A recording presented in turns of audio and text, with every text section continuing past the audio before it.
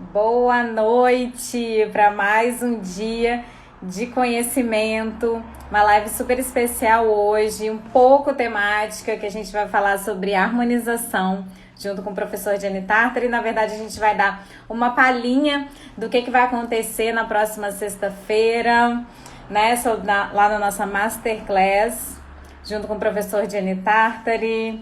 Muito obrigada a todo mundo que está entrando. Eu gostaria de saber se vocês estão me ouvindo direitinho. Esse feedback é muito importante pra gente. Fala pra mim se vocês estão me ouvindo e de onde vocês são, que eu quero saber, de que lugar do Brasil, de que lugar do mundo. Vou chamar aqui o nosso convidado, ver se ele chegou aqui. Vamos lá, Gianni Tartari, cadê você? Vamos achar ele aqui. Hoje a gente vai falar um pouquinho. Tá aguardando aqui Gianni Tartari, Márcia Maia. Obrigada por falar que estão me Olá, ouvindo. olá, Olá, boa noite. Oi, tudo Gianni. bem? Boa noite. Tudo bom? Tudo ótimo, melhor agora. E você? Tudo bem. Poxa, esfriou hoje em São Paulo. Tá bem friozinho aqui, viu? É, né? Que foi um dia bem chuvoso também. E aí, né, quando cai um pingo de chuva, a gente já pensa logo no vinho, né? Fala sério. Eu tô de vinho branco hoje, ó. Vou de vinho Sachinho branco. branco. O que é que você tá bebendo? Boa. Conta pra gente. Hoje eu tô bebendo um vinho branco italiano, da região da Toscana, que é uma região maravilhosa, região de origem da minha mãe. Ela é lá da Ei, boa noite, Toscana. Sabrina. E esse aqui é um vinho, ó, que é do Frescobaldi, um produtor recém-chegado agora lá numa importadora chamada Wine Brands, onde eu trabalho. Esse é o vinho branco chamado Remole Toscana Bianco. Ele é uma assemblagem, né? Vocês devem saber o que é assemblagem, mistura de uvas de Trebbiano e Vermentino. É um vinho Boa branco bem noite. fresquinho. Ele é 2018, tá super novo ainda, como a gente falou nas outras lives aqui, né? Tem uma cor amarela super clarinha, assim, bem transparente, bem claro e bem esverdeado. Olha, até minha sogra está aqui hoje, ó. A Laís. Oi, Olha, Laís. coisa boa. Oi, é a minha filha que está lá com elas. Oi, Nanoca. Que legal. Ó, Boa. a Marilene tá falando que já visitou a Frescobaldi aí, ó. Maravilhoso. Legal. Frescobaldi demais. Na Toscana lá é sensacional. Muito bom. Bora começar aqui, né, Diane? Vamos começar dando Vamos lá. aquele recadinho. Hoje é uma live diferente, uma live especial, uma live que tem uma parte da live é temática, né, sobre a harmonização, que a gente vai falar um pouco. E eu queria que você começasse falando sobre a Masterclass gratuita que vai acontecer nessa sexta-feira, no dia 23 de outubro, às 19 horas. A gente vai falar sobre um geral, né, do mundo do vinho. Eu queria que você falasse um pouquinho sobre essa Masterclass que vai acontecer. E daqui a pouco fala também sobre as inscrições, né? Como faz as inscrições para a Masterclass.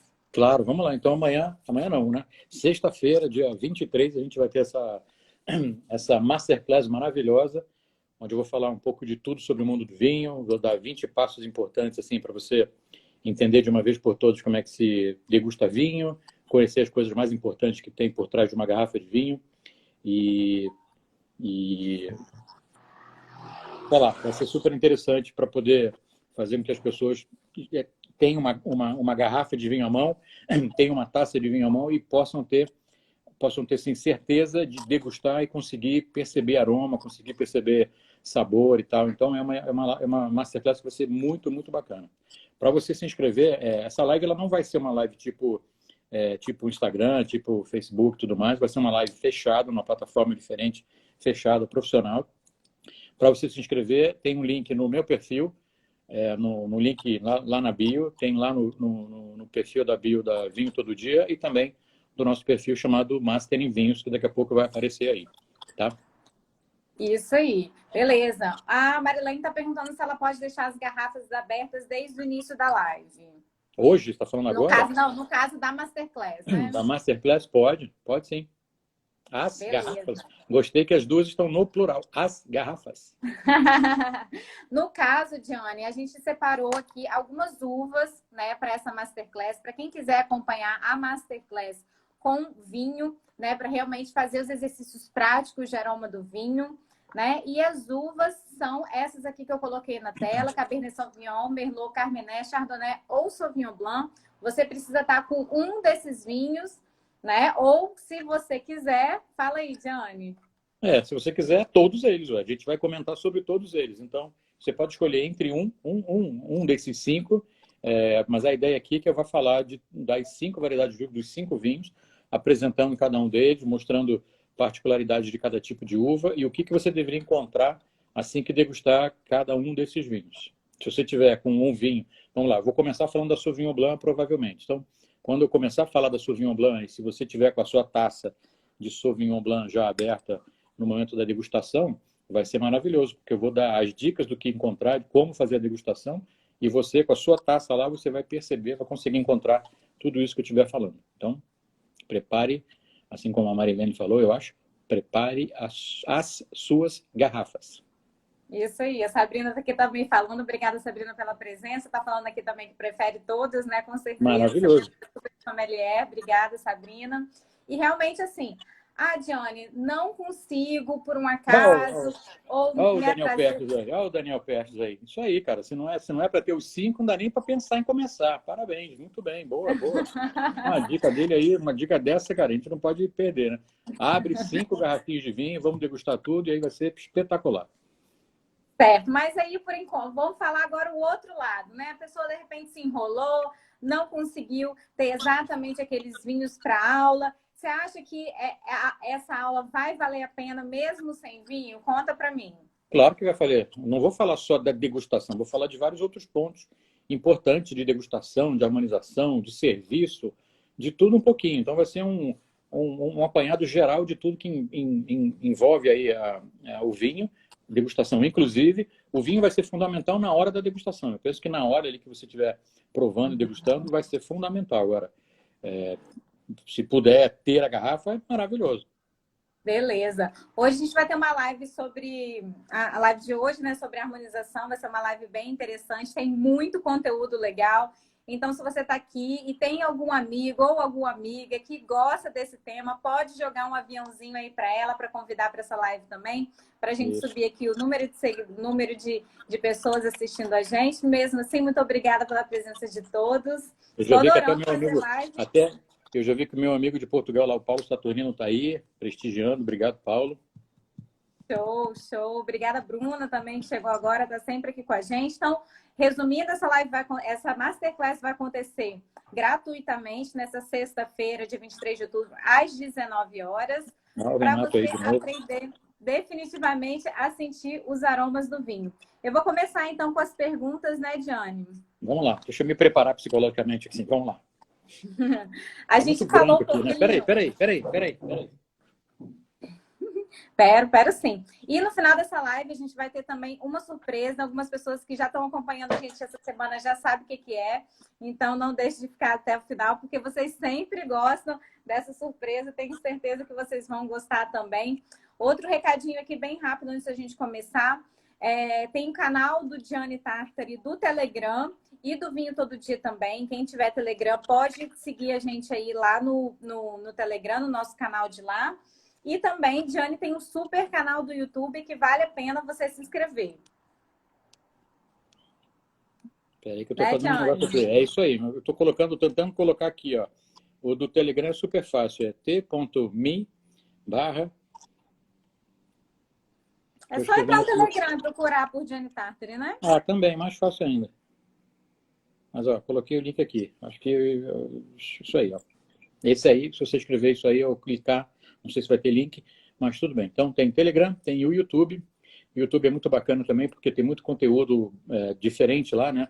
Eu comecei o canal quando eu fiz as aulas lá para a Concheitoro, Academia da Concheitoro, e depois acabei alimentando o canal com os outros vídeos com conteúdo diferente. Vamos lá. Beleza, vamos começar um pouquinho agora. Eu busquei algumas perguntas que foram feitas nas próprias lives, então a gente vai começar respondendo um pouquinho de pergunta, depois a gente entra na parte de harmonização, tá? A gente está falando aqui de vinhos e você selecionou 5 uvas para essa Masterclass, mas na verdade existem alguns vinhos que têm muitas uvas, né? Assim, é um blend muito de muitas uvas. E a Márcia, a pergunta da Márcia Maia é o que você acha desse vinho com muitas variedades de uvas? Assim, será que não prejudica um pouquinho a gente identificar o que tem naquele vinho? Eu acho que não, porque eu acho que quando a gente tem um vinho feito com vários tipos de uvas, se chama vinho de assemblagem, de mistura de vários tipos diferentes, cada uva entra com aporta alguma coisa diferente.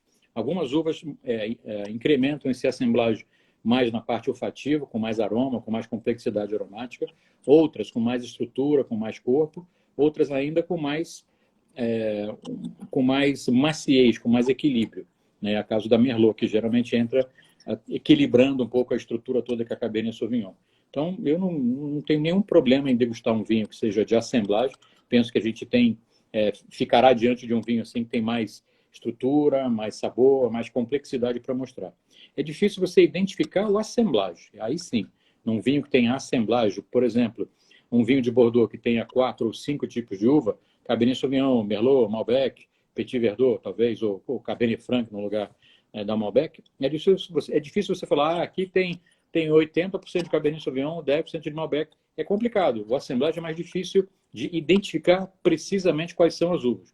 Mas você consegue decifrar tranquilamente a diferença entre um vinho varietal, que é feito com uma uva, para um vinho de assemblagem, feito com mais de uma uva.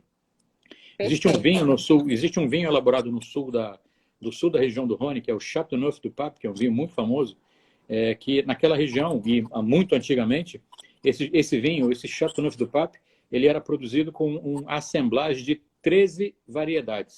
As 13 variedades que são autorizadas à utilização nessa apelação d'origine contrôlée. Então, imagina, o produtor tinha que colher 13 uvas, transformar 13 uvas em 13 vinhos e, depois disso, fazer o assemblagem, pegando a melhor característica de cada uma delas, para criar um vinho único montado desse jeito.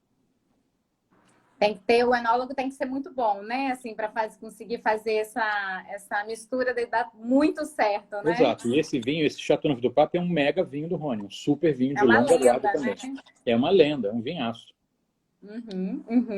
Muito bom. Eu esqueci de colocar sua fotinha, Diane. Fala um pouquinho desse momento aqui da sua vida pra gente. Nossa, quem é esse cara aí da foto? Pelo amor de Deus. Isso aí foi em 1995. Eu estava lá no Japão. Eu estava participando pela segunda vez de um concurso mundial de sommelier. Você foi lá. A primeira vez que eu participei foi em 1992, que aconteceu no Rio de Janeiro. E essa é a foto de 1995. Do meu lado ali tem um japonês. Eu estava numa mesa com pessoas de várias nacionalidades. E a gente estava fazendo um brinde ali, bebendo um belo tinto e participando desse momento maravilhoso que foi, mais uma vez, representar o Brasil num concurso mundial de sommeliers. Muito bom. Parabéns, Jean. Eu era um pouco mais magro. Eu era um pouco mais magro naquela época. Usava um óculos gigantesco. Uau! Parabéns aí por toda a sua história, por todas as suas conquistas, seus prêmios. Calma aí, que não chegou na harmonização ainda. Calma aí, que eu estou errada. Vamos lá. Opa, vamos lá. Vinho com temperatura maior que o desejado, né? Assim, vinho gelado demais. O que pode influenciar? A pergunta do Diego. Obrigada, Diego, mais uma vez. Temperatura maior não seria temperatura mais quente? Mais quente? Não sei. Menor, né? Mais gelado? Bom, não sei. Vamos falar as duas coisas, então. Temperatura Vamos falar as duas coisas, então. A temperatura é o cuidado maior que a gente tem que ter, assim, na hora de servir o vinho. Uma coisa é ter a temperatura de guarda, que a temperatura de guarda é a temperatura de uma adega, por exemplo. Então, uma adega pode ser mantida a temperatura de 16 graus, onde a gente vai guardar... Onde a gente vai guardar os vinhos, o branco, o tinto, o champanhe, espumante, vinho do Porto, todo tipo de vinho de sobremesa, todo tipo de vinho guardado na adega, a mesma temperatura, que é a temperatura de 16. Ela fica bem próxima da temperatura de 10 graus, para você começar a consumir vinhos brancos, espumantes um pouco mais encorpados, e bem próximo também da temperatura de vinho tinto que a gente deveria beber, que é entre 18 e 20. A temperatura, para mim, é uma das coisas mais importantes que tem para a hora de você colocar o vinho na boca, na hora de beber o vinho. Tá?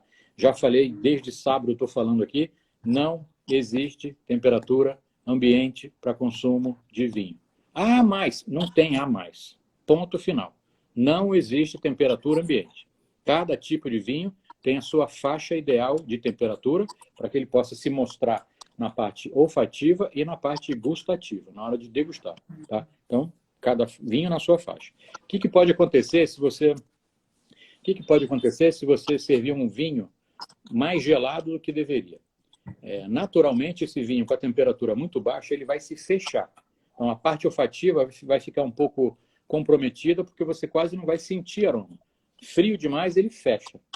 Mas a temperatura também, naturalmente, começa a subir, né? O vinho que está servido aqui na taça, a temperatura vai esquentando de pouquinho em pouquinho, piano a piano. Então, à medida que ela vai subindo 1, 2, 3 graus, começa a mostrar mais aroma, começa a mostrar mais sabor. O problema maior é o seguinte: no caso do vinho tinto, se a gente servi-lo muito gelado, além de fechar a parte de perfume, de aroma, a sensação de tanino, que a gente percebe muito mais no vinho tinto, ela vai ficar cada vez mais exagerada. Tá? Então, um tinto gelado fica muito tânico. Quando você bebe um tinto gelado demais, só vai sentir a sensação de adstringência. E aí, de novo, tem que esperar a temperatura subir. Perfeito. Não é gelado. Então, aí, mesmo para branco e para tinto, a temperatura não é gelada. Não é branco estupidamente gelado. Quanto mais gelado, menos aroma tem. Você vai estar diante de um líquido alcoólico gelado, sem cheiro, sem aroma, sem perfume. Por isso que tem a faixa de temperatura ideal. Tá? Entre 8 e 10 graus, o vinho muda drasticamente. Então, essa é a temperatura para se beber. Perfeito.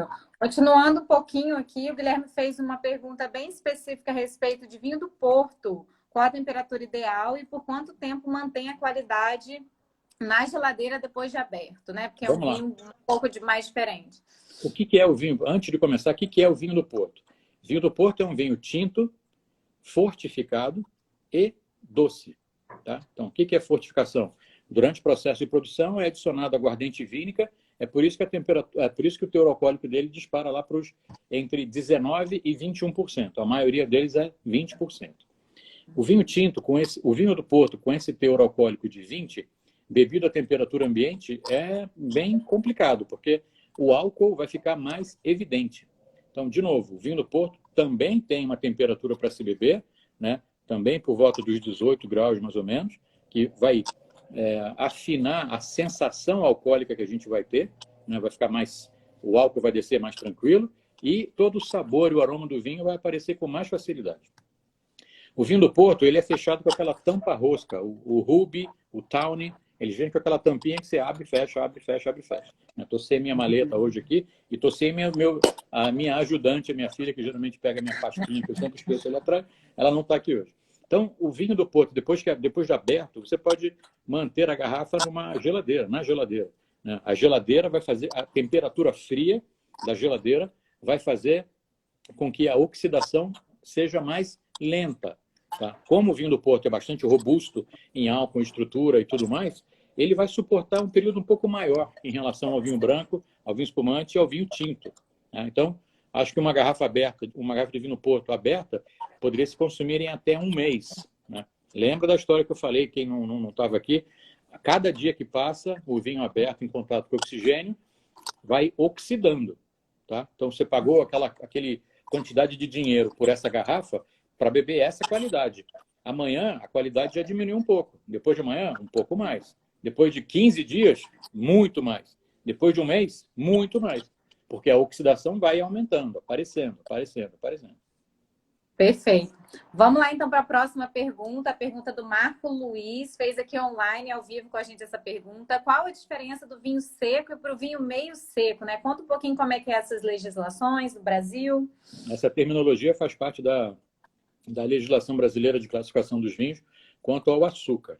Então, o vinho seco é aquele que tem a menor quantidade de açúcar residual. Eu não tenho um número preciso para te dar, mas tem diferença entre os dois. O vinho seco tem até um limite de açúcar residual. O vinho meio seco tem bastante açúcar residual. Não sei te dizer precisamente os números. Agora, se você já viu no mercado algum tipo de vinho italiano que vem lá da Puglia, chamado Primitivo, você pode pegar essa garrafa, comprar essa garrafa ou dar uma olhada no rótulo na parte de trás do rótulo, né? Esse aqui é o rótulo na frente da garrafa, a apresentação do vinho, e depois aqui tem toda a explicação e as informações legais estão aqui embaixo. Você pode pegar uma garrafa de primitivo e vai ler ali atrás vinho tinto meio seco. Quando você degustar, provavelmente ele vai te mostrar bastante açúcar. 4 gramas de açúcar, 4 gramas por litro. Pode ser, tem que, eu não sei, preciso estudar direito, preciso confirmar direito. Fermentação malolática, sim. Transformação de ácido málico em ácido lático. Vamos lá. Bora para a próxima, então. Pergunta, falando de uvas, né? A Luciana perguntou sobre a uva Tempranilho, se é boa, se não é. Fala um pouquinho da Tempranilho para gente. Tempranilho é uma uva espetacular da Espanha. Só na Espanha ela tem outros 5 ou 6 nomes, dependendo da região de onde ela venha. É conhecida como Tinta Roriz em Portugal e é uma uva maravilhosa. Existe um vinho sensacional chamado Vega Sicília, que é um mega top lá da Espanha, que ele é feito de tempranilho, tem tempranilho. Então, é uma uva maravilhosa, sim, são vinhos maravilhosos, sim, e a Espanha está crescendo cada vez mais, apresentando seus vinhos no mercado brasileiro. Então, consumo de vinho espanhol ou apresentação, a oferta de vinho espanhol no mercado brasileiro tem crescido bastante. Bacana. E é uma delícia. É mais delicado, mega intenso, mega desenvolvido na parte olfativa, vale muito a pena provar. Bacana. Vamos para a próxima pergunta, então. Hoje tem bastante coisa, bastante conteúdo. Você que está aí curtindo essa live pode convidar seus amigos aí através do aviãozinho. Vamos lá, pergunta da Águida Pereira. Como saber quando um vinho é de guarda? Essa pergunta vai e volta também, é sempre uma dúvida muito recorrente, né, das pessoas. Sim, conta aí pra gente, Dione, como que a gente vai saber? Vinho de guarda geralmente são os grandes vinhos de denominação de origem controlada, quando eu falo os vinhos da Europa, que são de maior estrutura e podem suportar maior tempo de garrafa para guardar, para ser guardado. Mas não só isso. A gente tem que pensar um pouco na estrutura das uvas, né? Na classificação das uvas. Então, às vezes, tem um Cabernet Sauvignon, por exemplo, que é uma uva francesa, que vem lá da região de Bordeaux. É uma das uvas que tem maior estrutura, maior corpo, maior quantidade de tanino. Então, essas são as características, vamos dizer assim, de uma uva que dá origem a vinhos de estrutura que podem suportar envelhecimento. Se a gente pegar uma uva chamada Pinot Noir é uma uva francesa que vem ali da região da Borgonha. É uma uva que é exatamente antagônica, é o oposto da uva Cabernet Sauvignon. Mais delicada, mais fina, exuberante na parte olfativa, né? Tem um nariz maravilhoso, mas é muito fina. Excluindo os mega vinhos assim, da Borgonha, como Romanée Conti e outros na mesma faixa de milhares de dólares por garrafa, a maioria do Pinot Noir é para se beber relativamente jovem. Tá?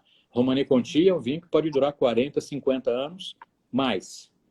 Tá bom? Então, é um Pinot Noir, mas é uma coisa muito específica. Se a gente pegar um Pinot Noir do Chile ou pegar um Cabernet Sauvignon do Chile e guardá-los durante 10, 15 anos, o Cabernet Sauvignon provavelmente ainda vai estar bastante vivo. E o Pinot Noir deve estar numa decadente, assim, na sua vida. Então, não tem isso escrito no rótulo, mas é pelo tipo da uva que eu seguiria para pensar nos vinhos de longa guarda.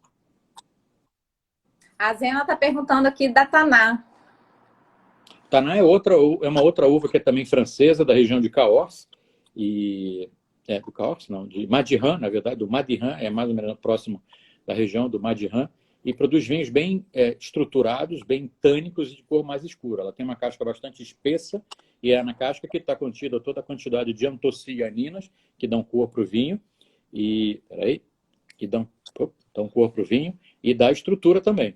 O Taná, ele não é um vinho que a gente deveria só lembrar do Taná por conta do tanino, né? Mas é um vinho bacana, tem sabor, tem fruta, mostra muita fruta negra, assim, e eu penso que ele entra no rol dos vinhos, os grandes Tanás, de vinhos de longa guarda. Beleza. Tem uma pergunta aqui, ó. Olha coincidência. Travou um pouquinho. Olha a coincidência aqui em Cantos do Vinho. Olha que sua pergunta aqui vai ser quase a próxima. Espera um pouquinho que ela vai ser respondida. A Cris perguntou se os vinhos, inclusive hoje eu estou aqui, ó, com um vinho de Screw Cap, né? Um vinho super jovem. Ela perguntou que Bacana. vinhos que não possuem rolhas, né? No caso, tem outro tipo de vedação, se eles precisam realmente ficar deitados. Necessariamente não, eles não precisam. Por que a garrafa de vinho tem que ficar deitada? Porque a rolha, ela vem de uma árvore chamada sobreira, é um produto natural, e ela é bastante esponjosa. À medida que ela fica deitada em contato com o vinho fica molhando a rolha, ela fica bem elástica, bem expansiva assim, e veda perfeitamente bem a garrafa. É por isso que ela precisa ficar na horizontal. A garrafa Screw Cap necessariamente não precisa ficar, porque ela não tem rolha, tá? Mas, como eu já falei aqui, as adegas foram projetadas para a gente guardar a garrafa deitada. Vai estragar o seu vinho ficar deitado? Não, não vai. É obrigatório ter garrafa com tampa de rosca deitada? Não, não é. Beleza, bora para a próxima pergunta, então, que hoje tem muito conteúdo. Pergunta do Encantos do Vinho, inclusive está aqui presente com a gente, acabou de fazer essa mesma pergunta, por que alguns rótulos não trazem a data da safra? E talvez ela esteja falando aí de um blend de safras, talvez? Então, vinho que não tem safra, a primeira coisa que me vem à cabeça são os vinhos espumantes. Os vinhos espumantes que não vêm com a safra, eles são vinhos elaborados com os vinhos que já foram produzidos na região da Champagne até 3 anos atrás. Tá? Então, se a gente pegar qualquer champanhe básico, Moët Chandon, Veuve Clicquot, Boulanger, Tétanger e outros 500, o vinho de entrada de cada uma das maisons de champanhe, eles não vão ter safra. São vinhos feitos com vinhos, é um espumante feito, é um champanhe feito com vinhos mais antigos, né? De 2 até 3 anos atrás. Como tem mistura de ano, ele não tem direito a colocar o ano no rótulo. Quando a gente tem um vinho como esse aqui, ó, que tem o ano no rótulo, 2018, esse aqui é o Remoli do Frescobaldi, da Wine Brands, portadora, é o vinho branco da Toscana do Frescobaldi. 2018, quando eu vejo aquele ano ali, eu sei que aquele ano quer dizer que a uva foi colhida naquele ano. É o ano da safra. Não tem a safra de soja de 2020, foi colhida em 2020. A safra de sei lá o quê, de 2019, foi colhida em 2019. Então, a safra é importante porque ela te mostra o ano em que a uva foi colhida e o vinho foi produzido. Ele pode chegar no mercado alguns anos depois, vários anos depois, mas ele foi feito naquele ano lá atrás. Alguns vinhos mais simples, eles não trazem no rótulo o ano, exatamente porque às vezes eles são feitos com mistura de anos. Mistura de vinhos, a composição de vinhos de safras um pouco mais antigas. Perfeito. Foi isso que aconteceu com a gente aqui. A gente recebeu um vinho que era realmente um blend de safras também, 2016, 2018. Então, realmente não teria como estar no rótulo, né? Essa safra Não tem, aí por conta disso. não tem direito. Beleza, vamos entrar aqui agora na parte de harmonização, Diane. A gente vai dar uma palhinha agora para vocês. Sintam-se sortudos por estar aqui nessa aula presente com a gente. Diane vai começar a falar um pouquinho para a gente sobre harmonização, tá? E a primeira coisa que ele vai falar é sobre harmonização. Ele vai falar sobre 5 tipos de harmonização e depois a gente vai entrar com as perguntas feitas com esse tema específico, tá? Então, bora começar. Diane, conta pra gente o que é harmonização por similaridade. Bom, eu queria falar, antes de eu começar a falar de similaridade, eu queria falar de harmonização, né? De combinação de comida com vinho. Então, a harmonização nem sempre é só quando a gente vai num grande restaurante fazer uma harmonização, pegar um menu harmonizado e tudo mais. A gente pode fazer, eu trocaria essa palavra de harmonização por combinação, acompanhamento, né? Esse vinho combina bem com esse prato. Para fazer uma coisa mais simples e uma coisa mais do dia a dia para todo mundo entender e não ser uma coisa meio de luxo, de glamour e tal. Todo tipo de vinho combina com um monte de alimentos. Assim. Então, por similaridade, a gente vai encontrar no prato, a gente vai ter que meio que decifrar como é que esse prato é feito, qual é a receita, qual é o ingrediente que predomina nesse prato. Tá? Então, talvez você possa encontrar alguma coisa que predomine, algum tipo de aroma, é um prato que é muito mais pela parte olfativa. Então, a ideia é que a gente possa combiná-lo com um vinho que tenha uma quantidade de complexidade aromática bem desenvolvida, bem aberta, para fazer essa harmonização. Então, é um pouco de similaridade. É um prato perfumado, é um vinho perfumado também. Quando os dois se cruzarem, quando os dois se juntarem, a gente vai ter um terceiro aroma, um terceiro sabor. Uma coisa importante, até eu acho que eu passo zero para se entender como é que se faz a harmonização, é o seguinte: não adianta você pegar o seu alimento, seja ele qual for, mastigar, engolir, e aí só depois você dá um gole no vinho e falar: nossa, que harmonização maravilhosa. Isso não funciona, porque você acabou de engolir o seu alimento, a sua boca já não tem mais o alimento, talvez tenha o sabor, o perfume, mas quando você coloca o vinho vai entrar ali e não tem mais nada para ele casar. Então, diz a etiqueta que não deveria se fazer isso, né? Colocar o alimento e o vinho junto à boca. Mas a parte prática do negócio só vai funcionar se você encostar o pedacinho da picanha que você está mastigando, com um pedacinho da gordurinha dela, tostadinha, com um golinho do vinho tinto. O vinho vai encontrar a comida lá dentro, vai falar: oi, como é que vai? Tudo bem? Vamos ver se a gente vai casar. Aí mistura um no outro. Tá? Se for realmente uma harmonização, um casamento, os dois vão desaparecer. Tá? O sabor da carne vai desaparecer, o sabor do vinho vai desaparecer. E o que vai aparecer é um sabor misturado dos dois, um terceiro sabor, que é o sabor de harmonização entre os sabores e os aromas que aquele pedacinho de carne tem e os sabores e os aromas que esse gole de vinho você acabou bebendo. Então, a harmonização tem que ser feita dessa forma. É óbvio que você não vai lá dar uma colherada gigante, uma garfada gigante no seu alimento e encher a boca de vinho. Tudo elegantemente, tudo bacana, tudo bem feito. Beleza. Falando um pouquinho mais, continuando, dando uma continuidade sobre a harmonização por similaridade, quando o vinho faz parte da receita e a gente coloca aquele mesmo vinho para combinar com aquela comida, assim. Fala um pouquinho disso pra gente. Tem uma receita tradicional que fala exatamente isso que você está falando, que é um prato clássico da região da Borgonha, que é o Bœuf Bourguignon, que é tudo cozido, né? Se a gente pudesse traduzir, seria um ensopadão, né? Para o nosso, um ensopadão. E aí você coloca o vinho na panela, junto com a carne e tudo mais, para dar aquela reduzida e ficar com aquele aroma. E diz a lenda que lá na Borgonha, o mesmo vinho que você coloca na panela deveria ser o mesmo vinho que vai à mesa. Né? Então, se você fizer uma bela receita de Bœuf Bourguignon e colocar lá dentro um Romanée Conti para cozinhar, e eu jamais faria uma coisa dessa, você deveria ter, jamais faria uma coisa dessa, deveria ter um Romanée Conti também à mesa. Isso aí, eu vou lá na casa do Fernando aqui do Red Obsession, lá só para tocar na garrafa. Red Obsession é interessante porque é um filme, né, chamado Red Obsession. É um filme que tá, não sei se está no Netflix e tudo mais, eu tenho ele aí. É bem bacana. O Fernando é o nosso amigo. Olha, Carolina, obrigado, também. Carolina, mais uma vez. Obrigado, queria agradecer mais uma vez, Carolina. Show.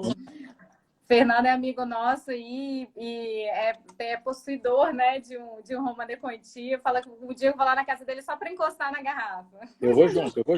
Eu vou com o saca-rolha na mão. Acho que ele não vai dar esse mole para você, não. Vamos lá. Vamos falar um pouquinho agora sobre harmonização por contraste. Eu lembrei de uma coisa agora que eu queria falar sobre similaridade. Claro. Então, eu fui uma vez, estava com um produtor francês aqui de Bordeaux, a gente trabalhou junto durante um tempo e tal, e a gente veio fazer um evento aqui, e a gente foi num restaurante do Marco Renzetti, que infelizmente fechou, ele reabriu um outro, chamado Osteria del Petirosso. Lá ele tinha uma sopa de cebola de entrada, mega ácida, muito marcante a acidez dela, e ele tinha nos indicado um vinho da Carta de Vinho, de uma uva bem interessante, sim, do Vale do Loire, que tem uma riqueza de acidez absurda. Então, a gente serviu o vinho, eu bebi e senti aquela acidez. Se você acha qualquer vinho branco normal muito ácido, aquele era 20 vezes mais. E eu falei, caramba, como é que vai ser na hora... Quando provei a sopa super ácida e coloquei o vinho branco super ácido, desapareceu a acidez. Não tinha nada de acidez. Então, a similaridade, foi o que eu falei, tentar encontrar alguma coisa no prato e tentar procurar em um vinho que tem alguma coisa parecida, vai fazer a harmonia, vai fazer tudo desaparecer. Vamos Beleza. Lá. Então, indo para frente. Qual era a próxima? Contraste. E agora o diferente, né? O contraste. Contraste. Então, contraste tem um dos casamentos clássicos, que eu acho que a gente vai falar depois para frente também. Casamento clássico, assim. a gente tem um dos casamentos mais interessantes assim com queijo, é um queijo chamado Gorgonzola, ou ainda o Roquefort, que é um queijo francês. Eu falaria de Gorgonzola, que é italiano, e meu sangue fala mais alto, e o Gorgonzola é mais gostoso que o Roquefort. Quero nem saber dos franceses. E com um vinho doce, um vinho de sobremesa. O casamento clássico mesmo é um Roquefort com um vinho doce de sobremesa. Tá? Seria um Roquefort com um Sauternes. Sauternes é uma região que está ao sul de Bordeaux, faz vinhos adocicados, muito doces, né?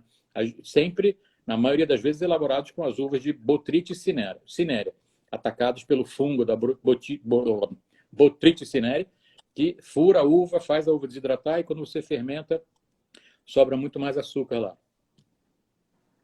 Beleza. Casamento de contraste. Você tem o queijo bem salgado, né, marcado pelo fungo azul lá, que é inoculado e tudo mais, e do outro lado você tem um vinho exageradamente doce. Então, quando você prova os dois juntos, como eu falei, uma colherada do Roquefort, bem saboroso. Tem gente que não é muito fã, mas é muito saboroso. Um golinho de Sauternes, viagem non-stop para o paraíso de primeira classe.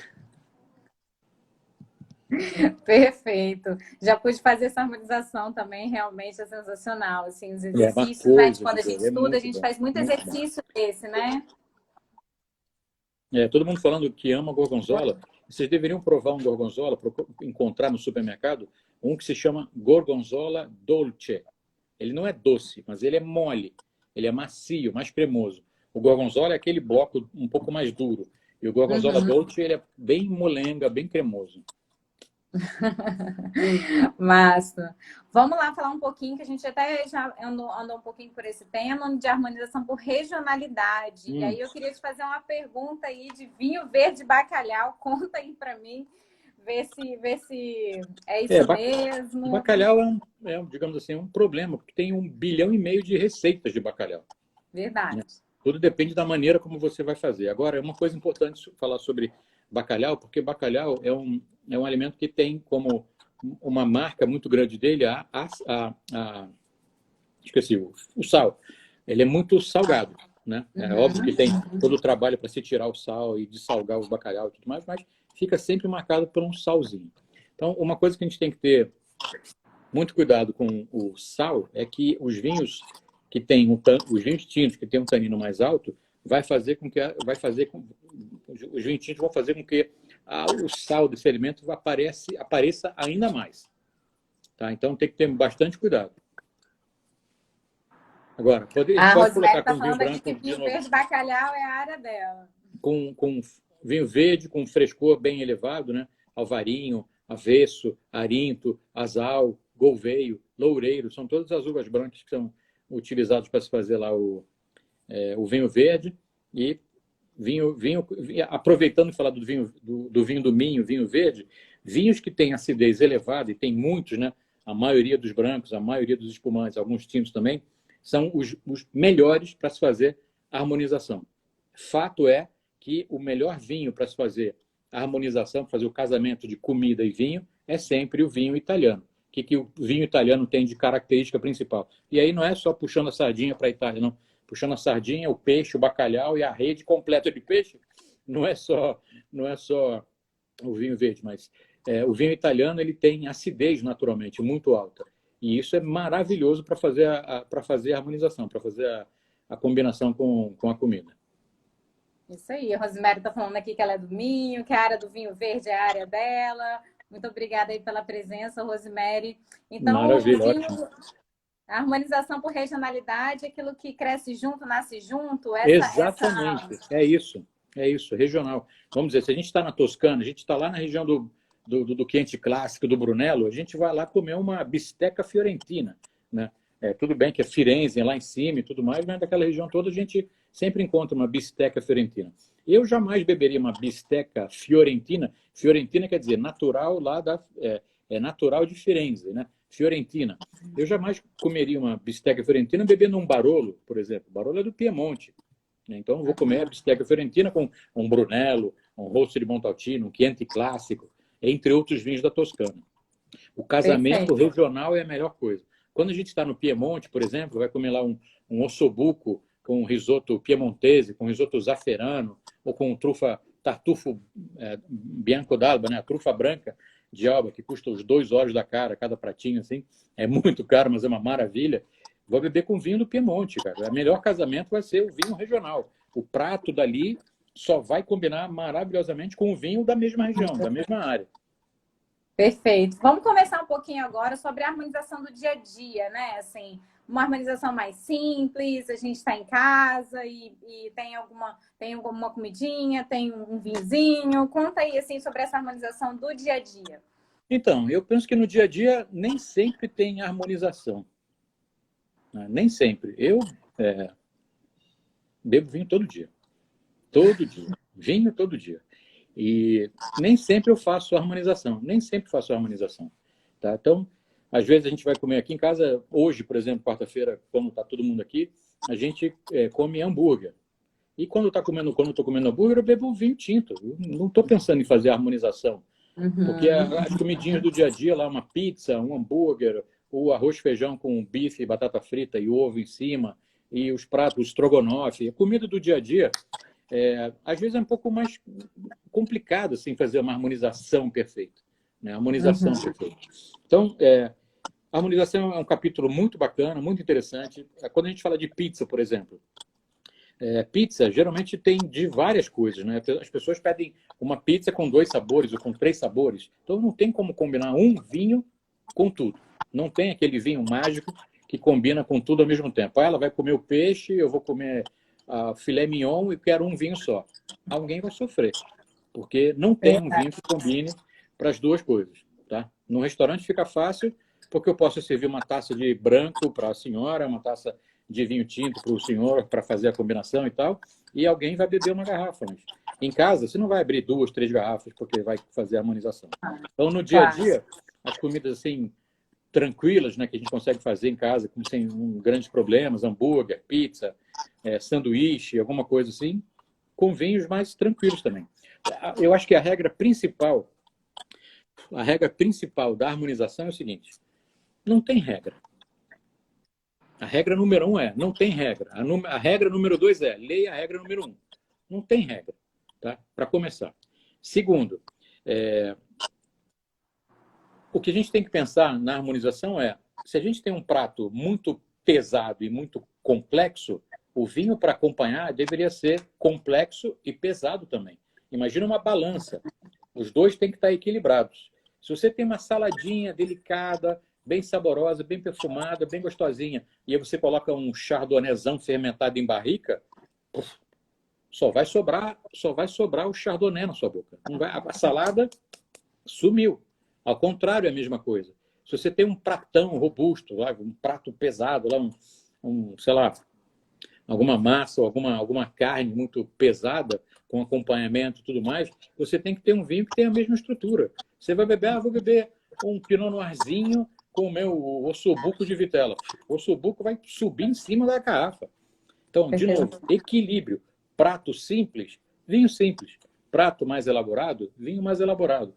Prato especial, uma noite especial, vinho especial também. Eu pensaria dessa forma. Beleza. Bora para a próxima pergunta aqui, então. A Ellen Maiane, ou Maiane Ellen, vai fazer um churrasco, vai ser uma festa na piscina. Quando vai ser mesmo que a gente vai também? Eu acho que ela não chamou a gente, Johnny, mas Poxa vamos lá. vida. A gente vai responder a pergunta dela. Qual espumante deve harmonizar com churrascos, né? Já que vai ser uma festa da piscina. E eu queria que você falasse um pouquinho também depois sobre esses vinhos, como o Rosé Piscine, vinhos para ser bebidos com gelo. O verão está chegando aí. Conta um pouquinho do que você acha sobre isso. Vamos lá. Então, qual espumante devo harmonizar com churrasco? Eu não penso que o churrasco a gente harmoniza muito bem com espumante, não. Eu penso que o espumante vai se rolar solto e o pessoal vai comer o churrasco, porque o espumante é uma delícia. Na piscina, um dia de sol maravilhoso, calor, o espumante tem que ter cuidado para não faltar, porque vai faltar. Então, não pensaria numa harmonização.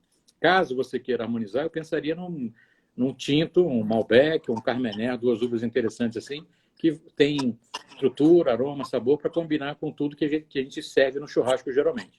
Tá? Então, eu iria mais para um vinho tinto. Manteria o espumante para todo mundo comemorar, já que é uma festa e tudo mais. E na hora de harmonizar, mesmo quiser fazer uma harmonização, eu iria sim para um vinho tinto.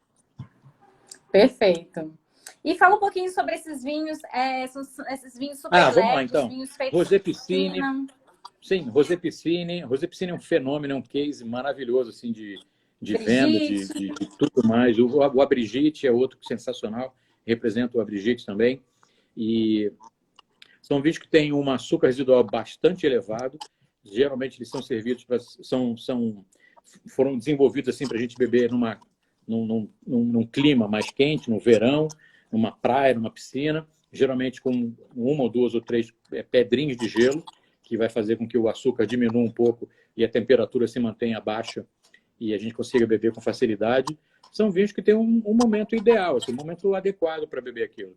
Sabe? Não são grandes vinhos assim para você ficar degustando e tal, mas eles têm um propósito, fazer as pessoas chegarem mais perto do vinho. Isso responde um pouco às perguntas que a gente teve aqui ontem ou anteontem sobre como sair da família de vinhos suaves, né? Talvez esse tipo de vinho ainda seja suavezinho e com um pouquinho de gelo fica mais fácil, fica mais gostoso de degustar. Tenho nada contra esse tipo de vinho e não tenho nada contra nenhum tipo de vinho. E eu penso que cada vinho tem o seu momento bacana para se beber, assim. Alguns mais seriamente e mais tecnicamente para ser avaliados e outros para beber, para consumir. Perfeito. O Ramaiper chamou a gente para tomar um vinho e comer um churrasco lá em Tocantins, em Gurupi. Pô, demorou, manda o endereço que nós vai. Bacana. A Ludmila está perguntando aqui se a gente pode repetir o nome desses vinhos. É o Rosé Piscine, Rosé Piscine, escreve piscina, só que com E no final, Rosé Piscine, e o outro chamado Abrigitte. Abrigitte. Isso aí. Show. Bora para a próxima pergunta, então. Vamos. Santiago. Santiago é um querido. Mandou finalmente aí uma pergunta para a live aqui do Vinho Todo Dia. Não sei se ele está presente. Se tiver, manda um oi aí, Santiago. Sobre a harmonização de queijos e vinhos. E ele está perguntando sobre um queijo bem salgado. Eu acho tipo um Grana Padano, que é bem salgado. Com que tipo de vinho vai esse tipo de queijo? A gente pode colocar um tinto. A gente pode colocar um tinto com queijo, com Grana Padano, com parmesão. Agora, o detalhe é o seguinte. Alimento salgado com vinho muito tânico, aquele vinho que tem a adstringência muito alta, essa sensação de adstringência vai multiplicar. Então, pode ser com vinho tinto com menos quantidade de tanino. Um vinho mais macio, um vinho mais redondo, um Merlot, por exemplo, um Malbec, por exemplo, que não tenha tanto tanino evidente assim. Perfeito. Bora para a nossa última pergunta. Vamos Lembrando lá. que daqui a pouco a gente tem um sorteio de um vinho só para quem está ao vivo aqui com a gente. Então não saia daí. É a pergunta da Dani: qual vinho harmoniza com pizza, especialmente uma pizza de gorgonzola? Opa, pizza de gorgonzola. Eu acho que nesse caso eu não beberia nada de vinho doce, né? Eu iria para um vinho tinto, né? Aqui a gente tem também um pouquinho de sal, né? Do caso do queijo, que é um pouquinho salgado, mas bastante aroma da parte dos fungos, da parte desse queijo azul, né? Que a gente chama de queijo azul, que tem um fungo inoculado ali, que é maravilhoso. Iria com vinho tinto muito macio. Não iria, de novo, aqui não colocaria muito tanino, tá? Então, vinhos mais robustos, vinho com estrutura, mas elegantes. De novo, repito o Malbec, eu iria com um mega vinho do Vêneto chamado Amarone della Valpolicella, que é um vinhaço, tem um fundinho meio suavezinho, meio docinho, que seria o ideal para fazer essa harmonização, sem colocar tanto açúcar.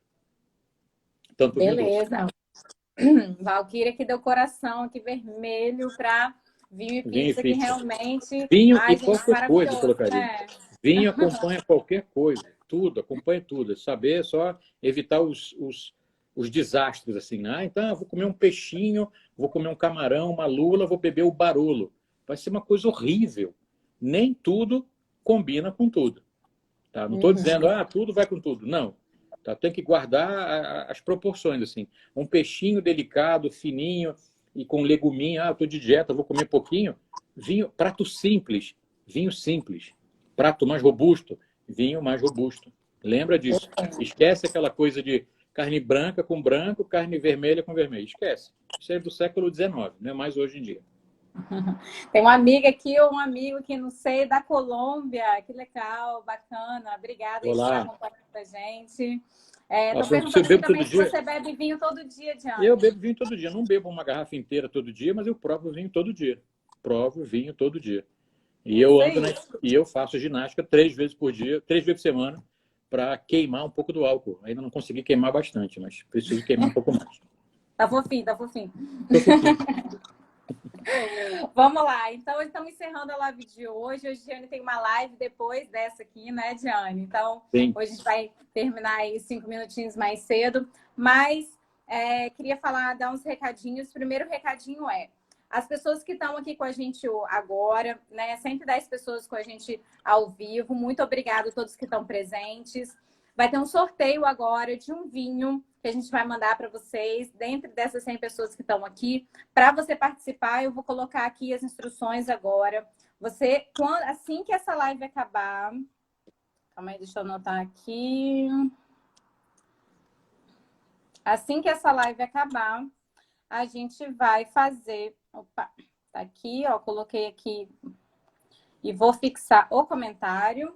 Tá? Assim que essa live acabar, você vai lá no perfil do Instagram Master em Vinhos. Eu não coloquei ainda, eu vou colocar um post escrito Master em Vinhos sorteio do dia de hoje, que é dia 21/10. E aí vocês vão poder comentar apenas uma vez, eu quero. E aí, às 10 horas da noite, hoje ainda, eu faço o sorteio lá pelo Instagram do Master em Vinhos, que é o Instagram oficial, né, da nossa Masterclass gratuita, que vai acontecer nessa sexta-feira, dia 23 de outubro, às 19 horas. Essa parte de harmonização aí foi só um pouquinho, mas tem muito mais essa Masterclass. É uma Masterclass pensada sobre 20 passos do mundo do vinho. Para acompanhar essa Masterclass, né, Tiane? Fala um pouquinho desses vinhos novamente, para as pessoas que chegaram. As inscrições são gratuitas. Você pode se inscrever pelo link que está na bio do Vinho Todo Dia, link que está na bio do Gianni, link que está na bio do Master em Vinhos. Pode pedir por direct. Quem tiver qualquer dificuldade, pode pedir por direct. Antes da live, eu chequei aqui o direct. Tem algumas mensagens lá que eu vou responder de algumas pessoas que não conseguiram fazer inscrição, tá bom? Mas pode deixar que a gente vai responder todo mundo, mas todo mundo vai ficar inscrito. Beleza? Fala um pouquinho agora dos vinhos para acompanhar essa live, John. Muito bem. Então, dessa live, nessa Masterclass de sexta-feira, eu vou falar sobre essas 5 variedades de uva. Então, seria super importante você ter um desses vinhos. Se quiser ter 2, 3, 4 ou 5, vai ser melhor ainda, porque eu vou descrever o perfil aromático de cada uva, o perfil gustativo de cada uma delas, e você com a tacinha na mão vai ficar mais fácil e mais interessante para você ter certeza de que você vai conseguir sentir tudo que eu estou falando dessas variedades de uva. Vai ser imperdível. Inscrição nos links lá no meu perfil, no Vinho Todo Dia e no Master em Vinhos. Estão perguntando aqui se amanhã vai ter live também. E aí eu queria dar outro recadinho. Os vinhos, para você acompanhar a live de sexta-feira, a Masterclass de sexta-feira, você pode providenciar os vinhos Cabernet Sauvignon, ou Merlot, ou Carmenet, ou Chardonnay, ou Sauvignon Blanc. E aí, ou se você quiser 2, um branco e um tinto, ou se você quiser todos os vinhos, sem problema nenhum. Mas o que eu quero dizer será que amanhã tem live também, Diane? Acho que não, né? O negócio é o seguinte, vocês querem live amanhã, gente? Responde aqui para mim, por favor, para a gente saber aí, ter esse feedback de vocês. E, na verdade, a gente estava com uma ideia. Amanhã, na verdade, eu vou estar viajando. E, Diane... Será que Diane vai convidar vocês para participar, fazer pergunta ao vivo? Acho que Diane amanhã vai invadir. Não sei se eu vou conseguir. Eu não sei se eu vou conseguir amanhã, mas vamos combinar. Vamos combinar então.